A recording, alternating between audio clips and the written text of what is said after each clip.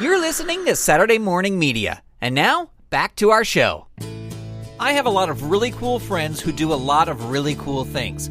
I wanted to make it a goal to sit down with these friends and spend about 15 minutes or so getting to know them better and find out about their past, present, and their future. The result is this show. My name is Grant Baciocco, and this is 15 Minutes With. Toiley Tea Paper is an actor. True. A stage performer. Also true. And a all-around entertainer. You hit the nail on the head there. And he is today's guest on 15 Minutes With. Toiley, welcome to the show. It is an honor to have you. Oh, well, thanks. It is great to be here. I'm excited.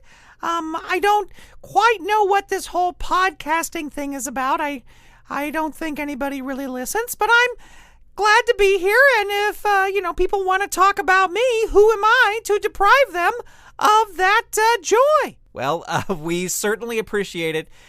Thank you for coming. Now, we're going to talk about all the stuff you do, but I really want to go back to the beginning. Where did you grow up? Oh, well, I started my life pretty much where all, toilet paper does, and that's I was a tree. I was part of a tree. I wasn't the whole tree, but I was with my family, and we were all made up together, one tree. And, I was kind of high up at the top of the tree, and I could see from the top of the tree, I could see the big city. And so ever since, I was young and part of that tree, I knew I wanted to make it there. I wanted to make it to the big city. And, I followed that dream. I certainly did. Now, you started out as a tree. I want to ask you, though, how did you become a roll of toilet paper, from starting out as a tree? Well, let me ask you this. How was your adolescence, going through puberty? How was that? Well, it was, awkward. I think pretty much everybody's adolescence is awkward. And was it painful? I wouldn't say necessarily painful, but sure. Emotionally, yeah, sure. It's a rough time.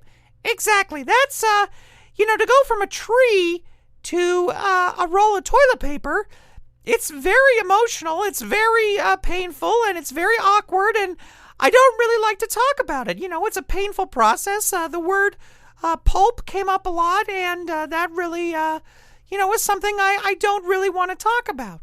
All right, well, I don't want to push you on that, so I won't. Thank you. All right.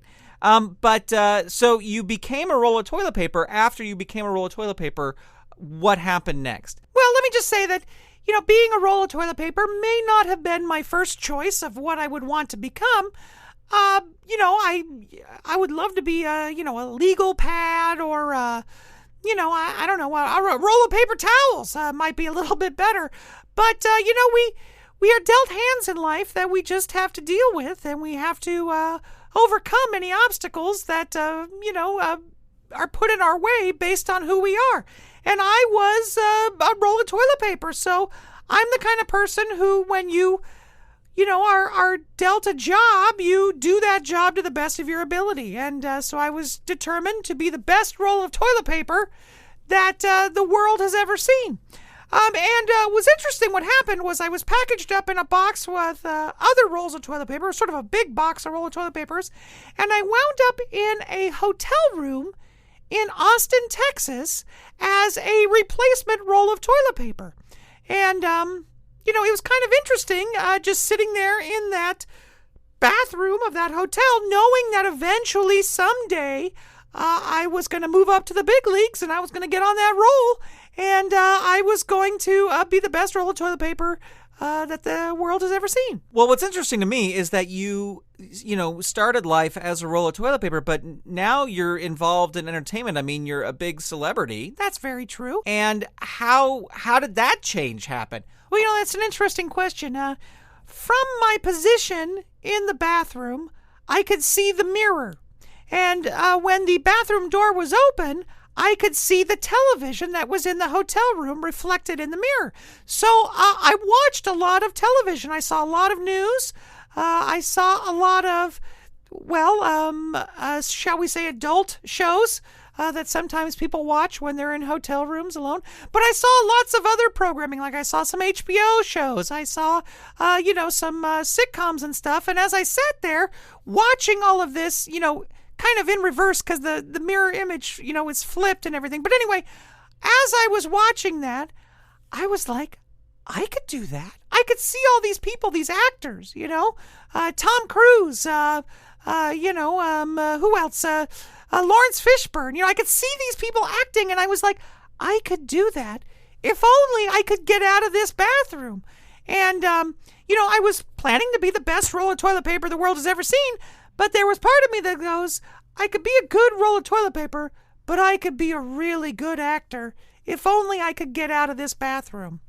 And so that became the dream. And can I ask, how did you get out of the bathroom? Oh, well, that's a really good story. One day, right as I was about to get moved onto the roll, I was so close. Frank, who was the roll of toilet paper that was already on the roll, he was about at the end. He probably had about, 5-6 sheets left. And it was almost my time when the gentleman who checked into the hotel room was a man named John. And John was, he's a piano player, and he likes to... This is John B. DeHaas, the piano player? You know him, yeah. Well, I saw your show. Oh, good. Yeah, he's the piano player, and he was there doing some show. I don't know what it was. It was some show for kids.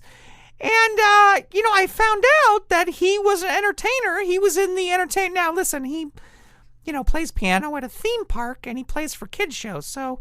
that's kind of the lower level of entertainment, but I was like, this guy is in entertainment. I want to be entertainment.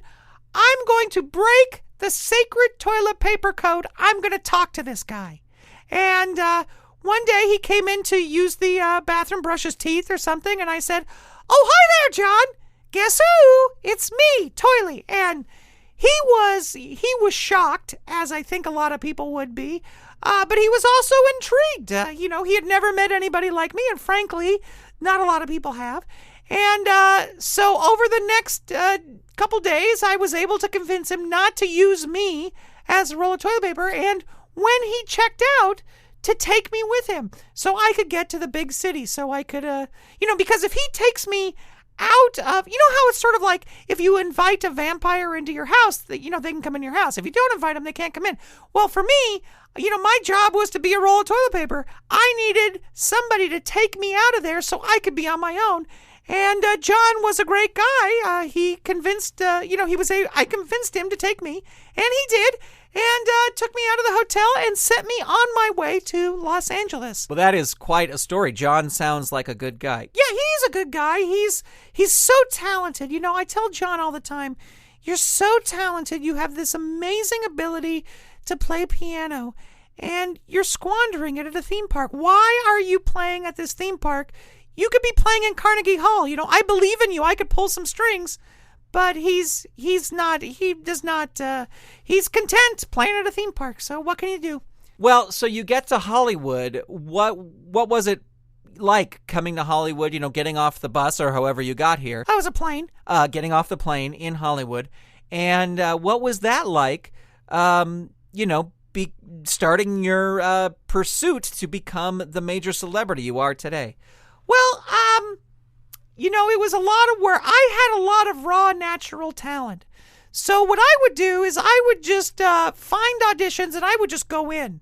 I would just, a lot of times you have to be, you booked to go to an audition and stuff like that. But me, I was like, listen, I'm unique. I have the talent. I'm just going to walk into these places. And, I met initially with a lot of rejection, as a lot of people do. And then I met an agent, and this agent, his name's Bunzy, and I said, he's like, oh, you got a unique look. I want to represent you. And so I said, you're not wrong, and you can. And he got me my first, kind of role, not to sort of put a pun on things, but my first role. And my breakout role was in the movie The Shawshank Redemption. Now, there's this one part in The Shawshank Redemption where Morgan Freeman is doing this. He's doing Morgan Freeman. He's doing that narration thing that he does so well. Frankly, I could do that too.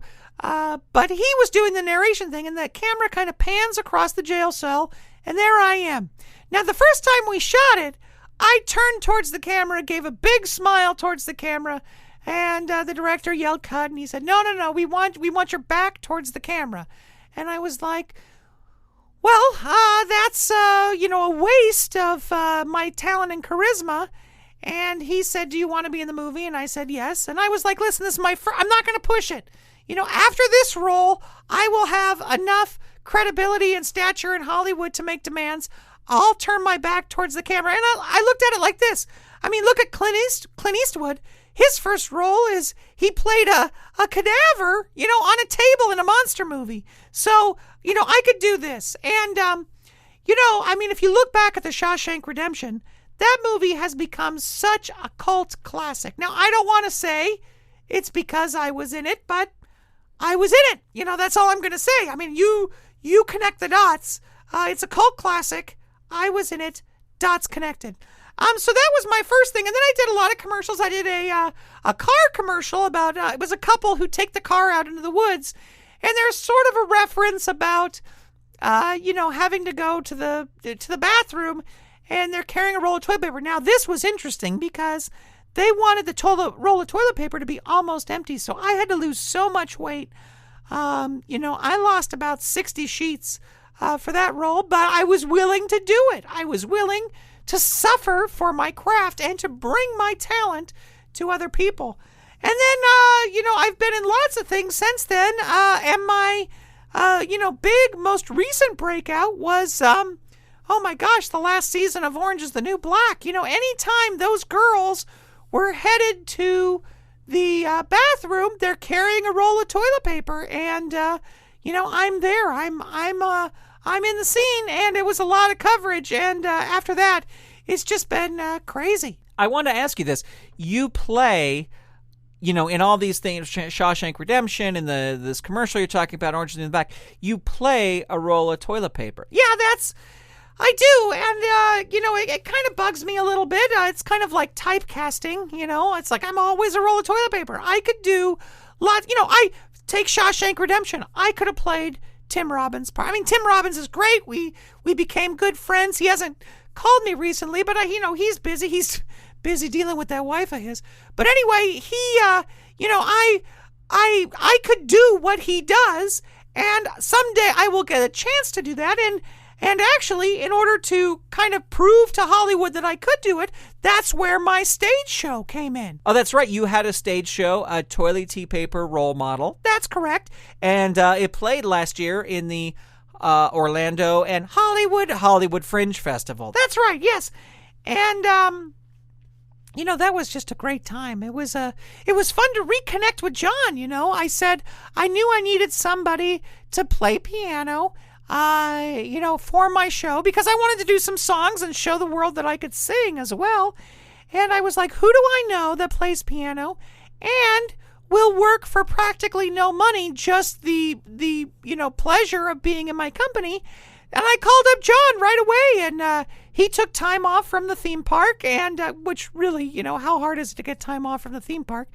And we worked on the show together, and we put it up in Orlando, and it was, it was a hit. The reviews, oh my gosh, the reviews were just so wonderful about the show, and it was a lot of fun. And, it was sort of this show where I told stories about my career in Hollywood and some of the different things I've been involved in. And, it was just sort of like a one-roll cabaret, as they like to say. And we had sold-out shows at the Orlando Fringe, and then we brought it to Hollywood. And the Hollywood shows, were even bigger. And it was, just a lot of fun to do that, to bring the show on both coasts.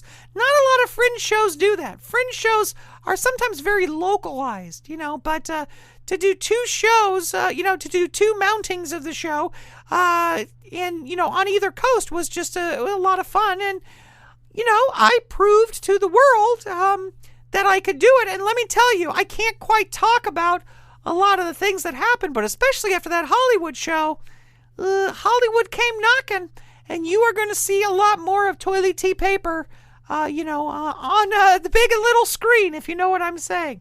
Well, that is certainly exciting. Now, it's great to talk to you about all this stuff. I would love to talk to you about you have friends. You have Pasty and Creamy and these other friends. Could you talk a little bit about hanging out with those guys? Well, when you move to Hollywood, you don't have a lot of money. I started out in a hotel room in Austin, and then suddenly I'm in Hollywood, and I had to find some roommates. And so the first place I lived was under the bathroom sink in a tiny little apartment in Burbank, California. And some of my other roommates were Pasty, a tube of toothpaste, and Creamy, a can of shaving cream, and there's Plungy and Moist Towelette and Commode, and we got along fine. And you can't make it in this world unless you have support. And I'm proud to say that these people support me, and they are willing to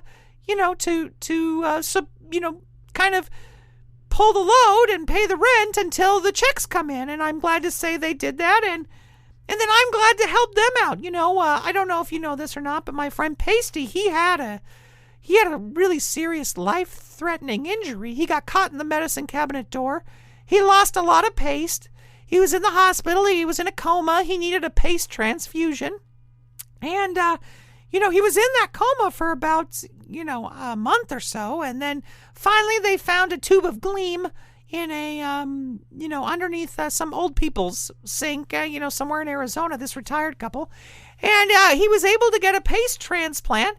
And I was fine with paying his hospital bills. That's the kind of friend I am. Man, that is very wonderful of you to take on somebody's hospital bills. Oh, of course. I mean, Pasty supported me when I was, first starting out. I of course, I'm going to help with a friend. I paid all his hospital bills. And afterwards, I gave him a very low interest rate to pay me all back. And I gave him a ton of time. And he's making those payments, and it's all going to work out.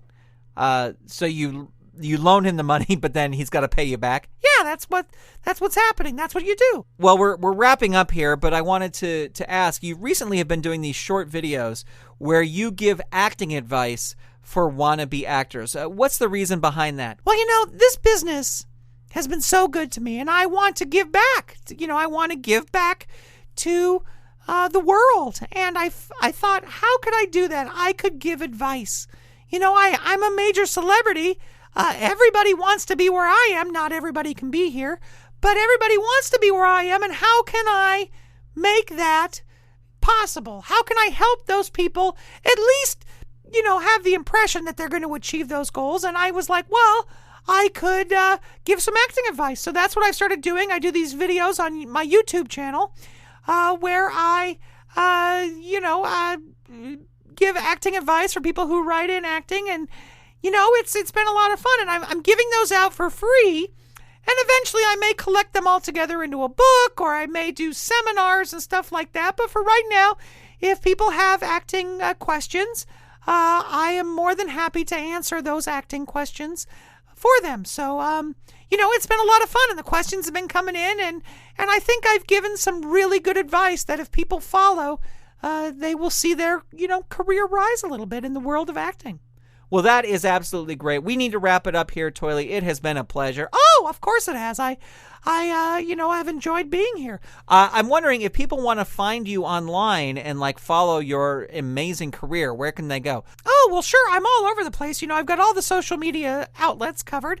I'm on Twitter, twitter.com/The Toiley.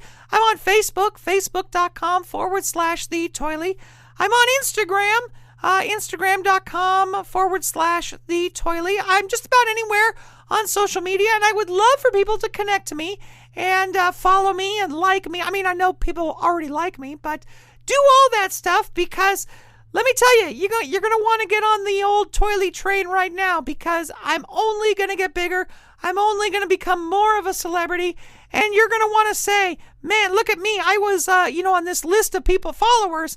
I'm right here towards the bottom. I'm not one of these Johnny-come-latelys. So, search out The Toiley. And you can also just go to my website, which is thetoiley.com. But yeah, go to my website if you want links to all that stuff. And yeah, that's where you can find me. Well, Toiley, it has been an absolute pleasure.